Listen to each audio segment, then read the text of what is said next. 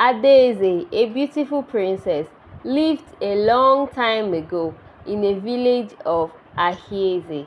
Adeze was a gorgeous maiden with diamond-like eyes and long full hair. Adeze was a bold, gorgeous, plus-sized woman.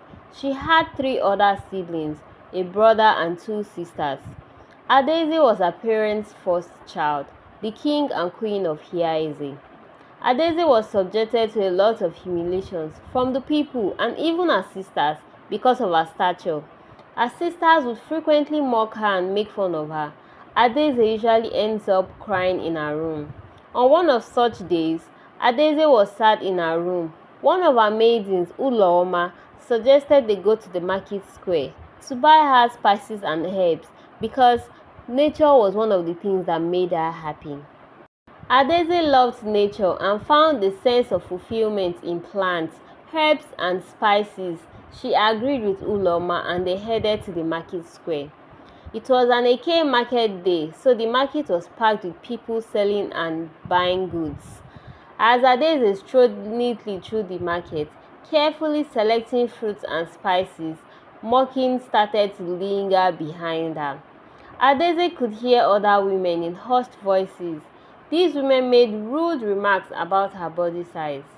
Why is Princess Adeze different from her sisters? Look at how fat she is.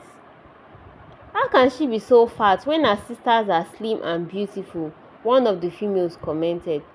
Maybe she eats too much. Can't you see her shopping for fruits and fruits?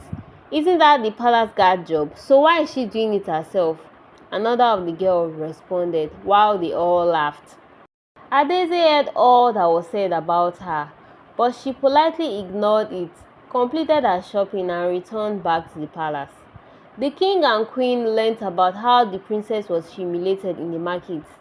This made them very sad. They agreed to seek a long-term solution. I think it's time to get her married, thought the king. Adeze was betrothed at birth. She was betrothed to Kelechi's son, Obi. Kelechi is one of the chiefs on his cabinet, thus he invited him immediately. He tells Kelechi that it's time to start planning the wedding of their children. Kelechi affirms that he will go home and inform his son immediately. Uloma, who was eavesdropping on their conversation, runs to inform Adeze about what she just overheard. Adeze is excited and happy about this news. When Kelechi tells his son, Obi, about what the king said, Obi becomes enraged and refuses to marry Adeze.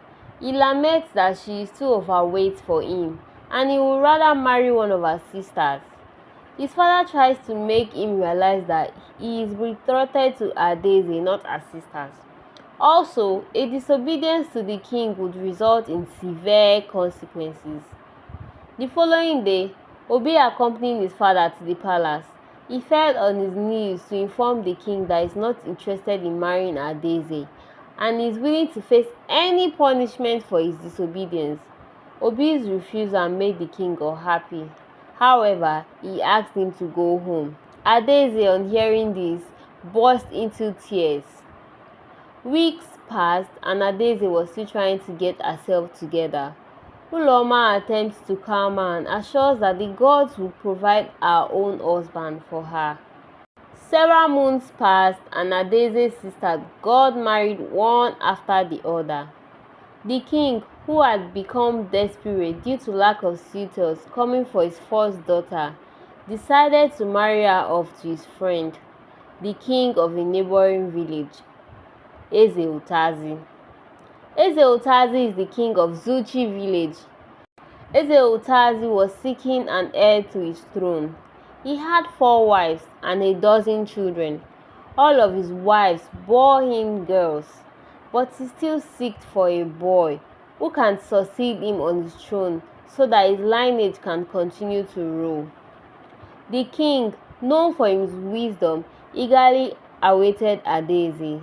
However, as she stepped from the royal carriage, his enthusiasm faded, leaving disappointment on his face. Eze Utazi was not impressed when Adeze arrived. He expected a slender maiden, not a plus-sized one. but he did not return her to her people. Determined to make the best of her circumstances, Adeze accepted her new role, only for her to be exiled to a separate house away from the palace. He instructed the guards to take her to the abandoned cabin behind the palace. Adeze tried her best to be a good wife to Eze, but he ignored her and spent his time with his other wives. She felt lonely and unwanted in the palace, where she was treated like an outsider and a burden. Undeterred, Adeze handled challenges with grace. During her exploration of the abandoned palace, she planted a small garden, determined to bring life to the abandoned space. She found solace in nature and started a garden in the palace where she grew vegetables and flowers. She loved tending to her plants and watching them grow.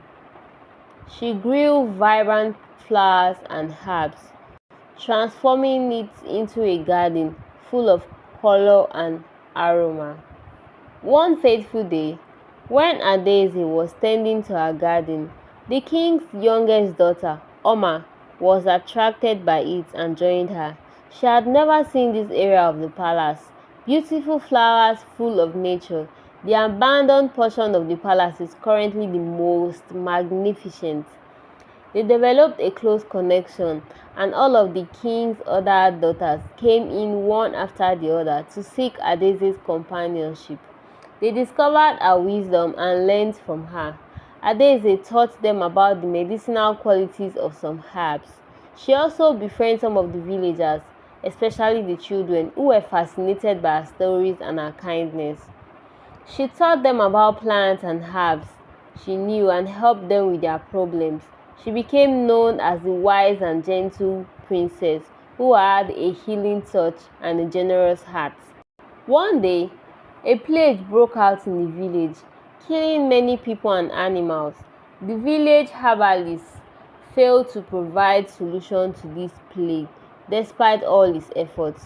The plague continued to spread wide until it got to the doorstep of the palace. Eze became ill alongside his first daughter, Adanna. Oma, who was close to Adeze, begged her to treat her father and her sister who were lying on their sick bed. Adeze was invited to the main palace, where she chose herbs from her garden to nurture the king. Adeze used her knowledge of medicine and healing to save many lives, including Eze and his people who were on the verge of death. The king recovered quickly and was back on his feet. Eze was grateful to Adeze and realized that she was a blessing, not a curse. He apologized to her for his mistreatment and asked her to forgive him. He also declared his love for her and promised to treat her with respect and honor. The king compensated and honored Adeze for saving his life by properly proclaiming her as his queen, and they had a lavish, magnificent royal wedding that was the talk of town. Adeze, by accepting her role as queen, 9 months later, she gave birth to a healthy baby boy who was named Chukwuma, meaning God knows. Eze was overjoyed and proclaimed Chukwuma as his heir. The villagers celebrated and praised Adeze for her wisdom, courage, and beauty. The lesson of this story is that one should not judge a person by their appearance, but by their character and action. Adeze was a plus-size woman, but she was also a smart, kind, and brave woman who saved many lives and brought joy to her husband's village. She proved that beauty is not only skin deep, but also in the heart and soul. Thank you for watching. I'll see you in our next story. Please like and subscribe. It helps us to grow our channel.